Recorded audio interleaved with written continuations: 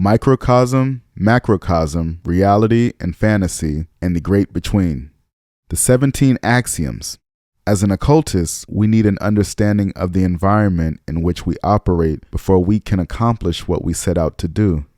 Usually this type of environment, what I am calling here a cosmology, is generally glossed over in the literature or else so minutely described by one or another of the sects or secret societies and thus so dependent on its own peculiar cultural formulas that it might as well be omitted entirely, unless you are a communicant of one of those sects or secret societies.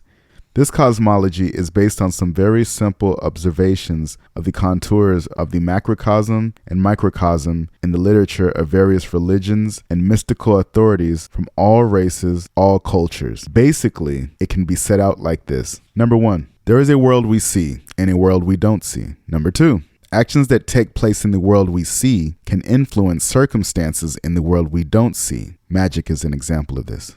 Number 3, actions that take place in the world we don't see influence circumstances in the world we see. Astrology and some religions are example of this. Number 4, the world we see is a visible emblem of the world we don't see. Individual phenomena in the world we see can be related directly to phenomena in the world we don't see. Everything in the world we see has its counterpart in the world we don't see. This is the doctrine correspondences. Number 5, the human life cycle begins at birth, blasts through life, and ends at death. At death, other phases of existence may be experienced. This phase of existence is referred to in most cultures as the underworld. Number 6, since our bodies decay or are destroyed by fire or water or some other form of burial, if there is another phase of existence beyond death, it must be experienced by a form of our bodies that we can't see. You see, number 7, if there is a form of our bodies that we can't see, it belongs to the world we don't see. As such, its existence in the world we don't see must be counterminious with the existence of the bodies we see in the world we see. 8, since we cannot see the underworld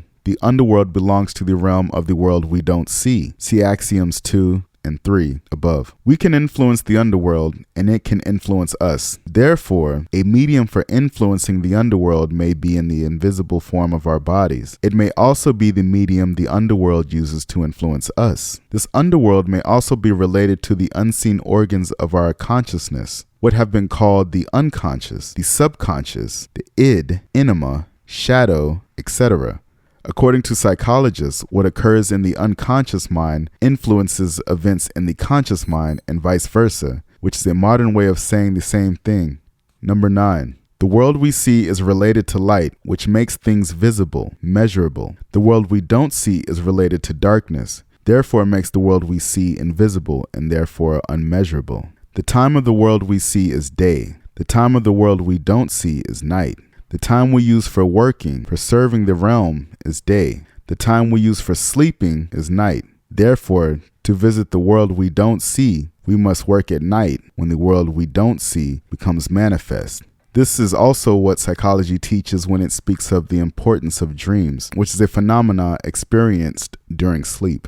10. At night, the stars and planets are visible as points of light. These forms of existence during the time proper to the world we don't see represent the phenomena we don't see that take place, among other places, in the underworld. This is according to the doctrine of correspondences mentioned above. They can represent the bodies we don't see, what some cultures call the astral body or the star self. In a reference to its relation to the stars, they are significators of our unseen selves and of other unseen phenomena. They never die, but revolve eternally in the underworld. This implies that if we have unseen bodies or selves, they are also eternal. 11. As these lights are actually themselves seen, then they must have unseen counterparts in the world we can't see. Therefore, there are 3 types of existence that concern us in this place: the world we can't see, the world we can see, and the world between them, which is represented by the stars of the nighttime sky, what has been called the astral plane. 12. For the above to be useful, there must be points of tangents between the visible world and the invisible world, a channel of communication from one world to the other. This channel is what is referred to as a gate.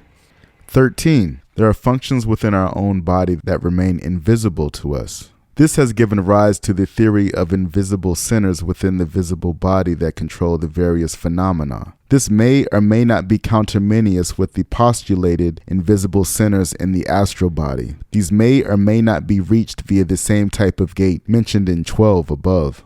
Number 14. The gate used to pass from the visible world to the invisible world outside of our bodies may be the same gate as that used to travel from the visible centers to the invisible centers within our bodies. Number 15. Whatever the case, if there is no visible sign of a phenomenon, then that phenomenon is deemed not to have an invisible existence.